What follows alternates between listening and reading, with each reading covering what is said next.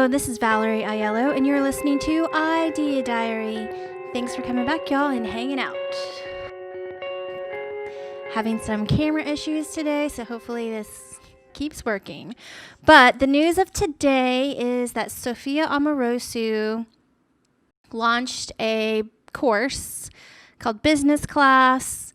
It has a bunch of airplane branding kind of concept to it, and it's her evolution, I guess. So she had Nasty Gal and made $28 million pretty fast. Then I won't say that crashed and burned. I think she might say that, but I just feel like it didn't work out. She says the business kind of pushed her towards everything. She really wasn't, everything that kind of happened wasn't like her goal, her plan. It just kind of like exploded and took her in all these crazy directions. So, and then she decided to make her second company be Girl Boss because her business book, #Girl Boss, took off huge. And so she decided to take the branding of that book to be her second company, which felt very natural. And that second company was a media company where they produced podcasts and different types of content, and they had events, and they made a social media platform. And somehow from the gods parted the sea for her because she sold that business in, I think, December of 2019, magically before the apocalypse happened. And she was signed on as an employee of Girl Boss, the media company that she created, but she sold it. But she only worked there 6 months after selling it as an employee because everyone got fired, because really their bread and butter was doing events, and there was no place to hold events, and no events were happening in person, and I don't think they couldn't make enough money fast enough to pay for everybody. And I guess I feel bad for whoever bought the company, but maybe they can still make something great out of it. Who knows? But she was out. So she was going through the quarantine stuff, completely a free agent, and she didn't have an investor. She didn't have a business. There was nothing stopping her from doing whatever she wanted. I guess instead of taking this time to write another book, she decided to launch a course, which a lot of people do. It's nothing new, but for some reason, this does feel different in a way that I feel like courses are now going to go mainstream. Kind of like YouTube, all the celebrities and everything, they're trying to figure out how to fit into YouTube because they finally realized that YouTube is where it's at. People want authentic content. They don't want over-polished things anymore that don't really add value to their lives. You know, sometimes you do. Sometimes you want to just check out a show and binge a full season, but it's just entertainment, news, everything is different because of YouTube, because of everybody creating their own stuff and being valuable and entertaining, just as valuable and entertaining as people that were getting paid millions of dollars to do it with a team of 30 to 100 people. People in their bedrooms were beating the pants off them as far as getting viewership. So anyway, this sort of feels like that to where when YouTube started going mainstream, or kind of forced them to go mainstream. I feel like the course, although that has been around forever, the high ticket course is, I think she's going to bring it to the forefront, and a lot of people are going to start doing it once they figure out the numbers that she's about to pull in a very short amount of time. So her course, she's launching it in, it's an open period of how long you can pay for it. So it's now until, I didn't catch the date of when the doors close. She's launching the course. It's only open for a temporary period, and then she's going to teach the course live with whoever signs up, and then it's done.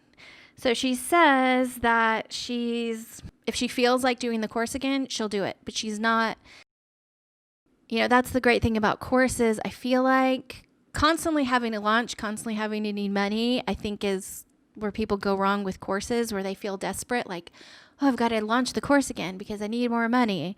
I think she's about to pull so much money all on her own. She's doing this basically from her bedroom. I don't know. I'm curious about the numbers that she pulls. The course costs $1,000 if you pay it outright, or you can buy the consignment deal. Not consignment. What is it called? Layaway. The layaway system of basically $100 a month for, I don't know how many months it is, if it's just 10 months or if she adds an extra month on there to entice people to buy the course price in full.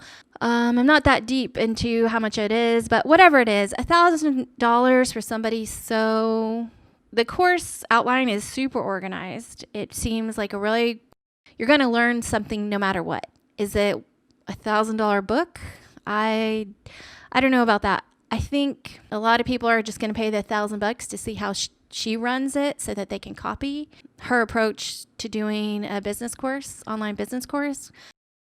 I think that's probably worth $1,000 just to see how it's done, how she does it. I don't necessarily look at her as like this more super organized person that does everything with perfection. I see her more as a big thinker. She's not afraid of things. And I think she's getting to that point where she's not even afraid to fail, because I think at some point you just stop being scared about being broke ever again. There's always that fear, like, oh, I'm going to lose everything and I'll be broke again. And I'm going to have to hustle for every single electricity bill and every single whatever it is that people have to pay for. I watched a live just a live interview, I guess, with, what is that guy's name? Jarvis something. I'll put the link of what I listened to today of her talking about the launch of her course in the description box. Let me just, Chase Jarvis. So he interviewed her today. The reason why I found out about her course launch is because I get her newsletter feed to me through a LinkedIn email. I get a LinkedIn email every time she launches a newsletter, which is, I feel pretty cool because I don't have to follow anything particularly from her. It's just kind of like fed to me through kind of like a notification from LinkedIn. And I don't think that service is available for everybody with LinkedIn, but I think once it is, I feel LinkedIn's going to be a super important place to put a newsletter and to put content. I think LinkedIn hasn't reached its popularity yet. I don't know if they're waiting to charge people for that service or if it's just a technology thing. There's too many people. If you roll it out too fast, you'll screw it up and then everyone will hate it. I don't know what they're waiting on. Letting people have a newsletter through their LinkedIn, I think, is a pretty good idea, and they should roll that out for everybody. However, back to the course from Sofia Amoruso. I just made some notes from her live stream today that I checked out. She says that what she's doing now is that she's just trying to create great content. That's her only goal. And her goal is to have freedom, autonomy, flexibility, and independence. So she doesn't care about getting press. She doesn't care about accolades. She doesn't want boundaries. She does not want to travel. And she just kind of wants to be home, which is kind of what I've been talking about, which is I want peaceful excitement. I don't want my life to be chaotic and crazy and everything so wonderful and the glitz and glam of whatever. I want peaceful excitement. I did want to travel somewhat, to go to conferences and different things. I love conferences, but if conferences don't exist anymore, there's like zero reason that I want to travel. I don't get excited about traveling. It's just never been in my if I'm going to travel, I've got to be learning something and having fun. Going to a beach to do nothing is my nightmare. If I want to travel, it's like I want to be on tour with a band and having fun and having experiences and working and meeting people. I don't want to be just doing nothing. But that's me. I also don't want to be traveling for work like crazy because I'm not an airport person. Of course, love hotels and stuff, but now with everything happening, I'm not so jazzed about going into hotels right now. So who knows? Who knows how everything's going to work out? Back to this. She says when she had venture capitalists involved, you had to build a business that they wanted you to build. You couldn't really build a business you want to build. So I felt like that was insightful, which I kind of always knew. The whole getting investor thing always didn't fully creep me out. I see the value in it, but you're losing something by taking huge amounts of money from somebody that they don't care if you lose or not. And maybe I'm just putting money on a pedestal, but I don't know. I feel like if someone gave me $1 million, $100 million, and I lost it all, I would feel pretty bad. That's how it goes sometimes. She talks about, with Nasty Gal, her first company, she created a really bad environment, a really bad work environment and a bad culture because she didn't really know what to do. She didn't know how to make a good culture. She didn't have any great examples, but when she made Girl Boss, that was her main goal, was to create a good work environment. And she feel like she achieved that goal. And one of the things that she learned was that it's more efficient to grow people than to replace people. So when you have an employee and they're not a right fit, she just kind of learned that sometimes it's better to keep working with them and trying. She specifically said that she felt like she was insulting somebody by telling them how to do their job when they were doing it right. But she learned that people actually like it when you give them parameters and you tell them how to do things. Obviously, you have to take people's ideas and make them feel valuable and let them bring things to the table. But it is, I feel like that's a true thing when you're trying to be a leader. Sometimes you have to tell someone they're doing something wrong. Teach them how to do it right. One of the things she talks about, she does not want a $100 million company because it's basically the more money you make, the less freedom you have. I think that's the gist of what she was saying. And she likes being in the trenches and tweaking things herself. She said she wrote, all the copy for the course and for the website and everything. And every time she at any moment could tweak something small and it'd be better. But when you have a giant team and people helping you, you can't just change small things. That it ruins everything when you start.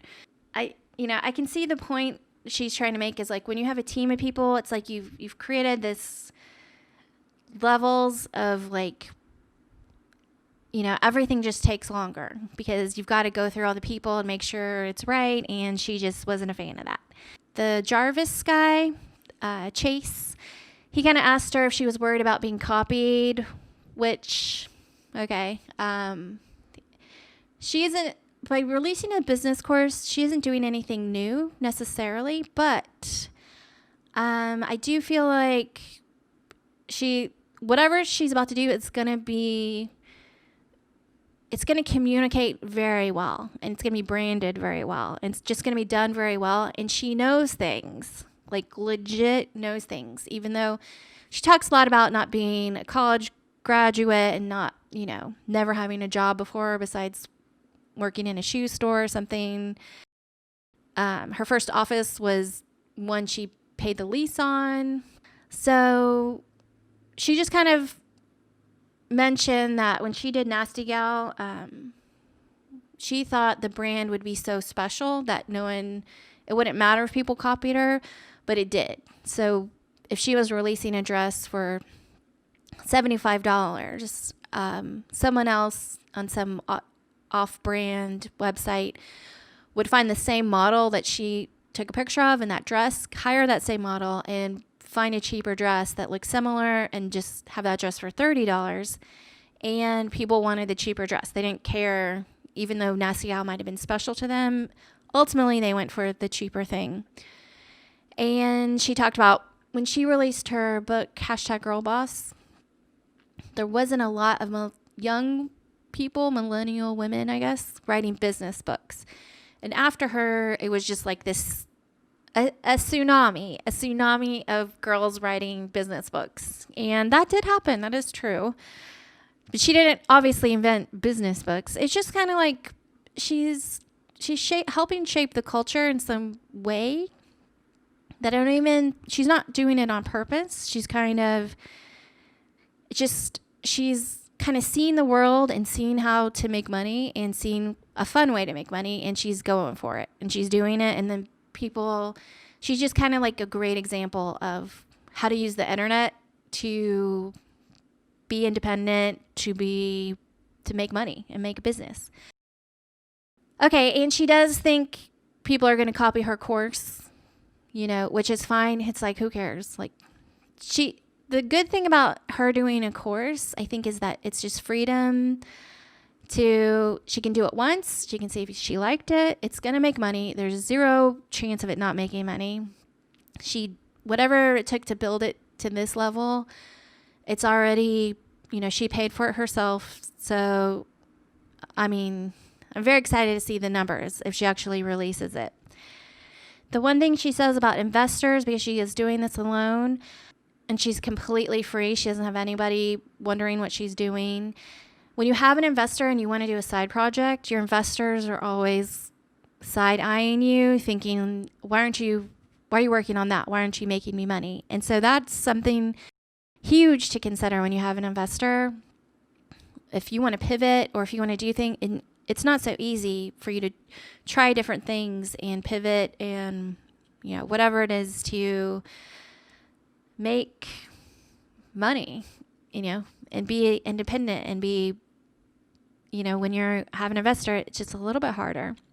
So ultimately, I think Sophia is going to make the course go mainstream. I think it's going to be another nail in the coffin for colleges and stuff like that.